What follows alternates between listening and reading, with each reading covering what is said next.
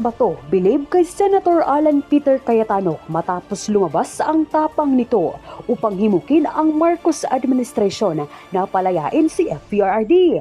Senator Bato sumabog sa galit dahil sa naging bulok na tugon ng mga utusan ni PBBM. Pero bago ang lahat, kung hindi pa kayo nakapag-subscribe sa channel na ito, please do subscribe para mas maging updated pa kayo sa mga susunod kong mga videos.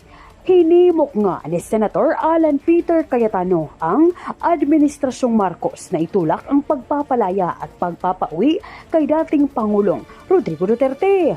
Ngunit dahil nga ay walang plano ang palasyo na palayain si FPRRD, tinugunan nilang ito na noted na parabang walang pakiramdam.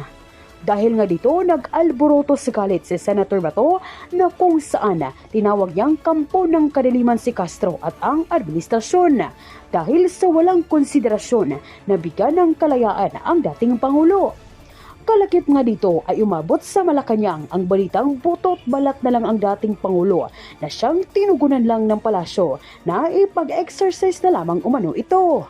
Isa pa po regarding the issue naman po tungkol dun sa si Senator Cayetano po kasi he has filed a resolution urging the Senate to call on the government to pursue the interim release of former President Rodrigo Duterte, including negotiations with the International Criminal Court for his possible house arrest. I understand you have no control over ICC, but yung sinasabi po niya na the possibility of negotiations with the International Criminal Court or a similar arrangement at the Philippine Embassy in The Hague, Netherlands, yung parang possible house arrest in The Hague, Netherlands Embassy. Does Malacanang intend to study, just study, and act on this resolution? Nagsalita na po ang ating SOJ Boying Rimulya patungkol po sa interim release. At kung may ganyan pong mga suggestion mula kay Senator Alan Cayetano, noted. Hahayaan na lang po ang Department of Justice to do its work. Hindi na po makikialam ang Malacanang on this matter. Sa mabibigay ko lang po ngayon, noted. Thank you, ma'am. Last question from Kenneth Paciente, PTV.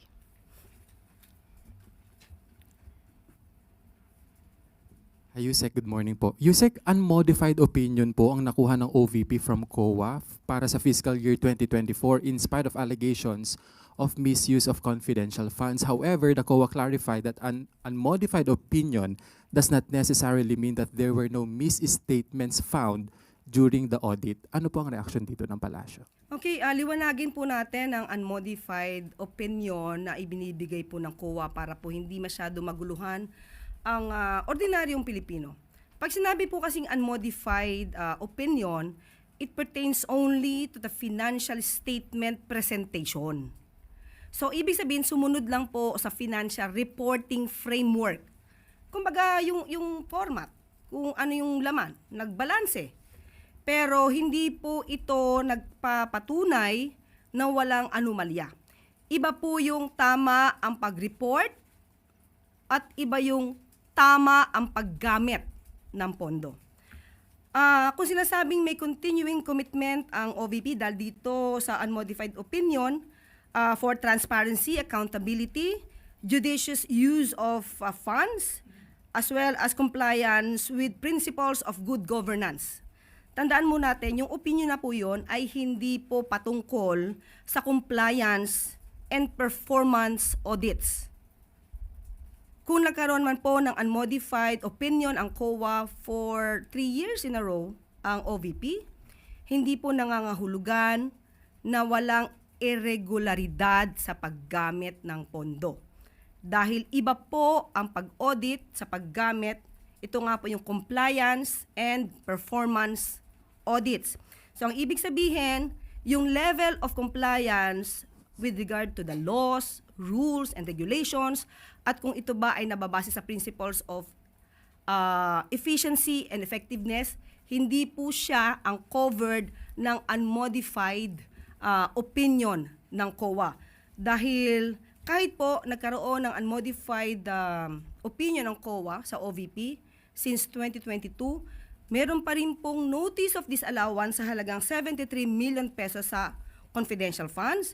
Meron din pong notice of disallowance or na-flag ang 164 million ng OVP for the 2023 confidential funds at meron pa rin pong na-flag sa pagbabago campaign at negosyo taday. At sa ating pagkakaalam, nabanggit din naman po ng OVP na meron pa pong flag for the 2024 dito sa report ng COA para sa OVP. So muli, sabihin lang po natin, tama ang pagkaka-report, balanse, pero kung ginamit ng tama, iba pong issue yon. Yusek, another question lang po. Doon po sa statement ng OVP spokes, ang sabi po niya, hindi ibig sabihin na personal trip ay nasa bakasyon. Just because she is there does not mean all the staff will no longer work. There are competent and able people in the OVP who can do their jobs without her. Ano po ang... Okay, pag sinabi po nating personal trip, on leave.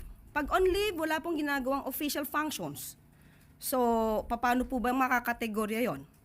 So, in other words, pag personal trips, walang ginagawang functions. So, parang bakasyon. Okay? And, sinabi din po ng OVP na marami silang competent staff to do the job while the Vice President is out of the country. So, ipagpunyagi po natin ang mga competent na staff ng OVP. Kahit na wala ang Vice Presidente sa bansa at on leave, nakakapagtrabaho ang ibang empleyado ng OVP.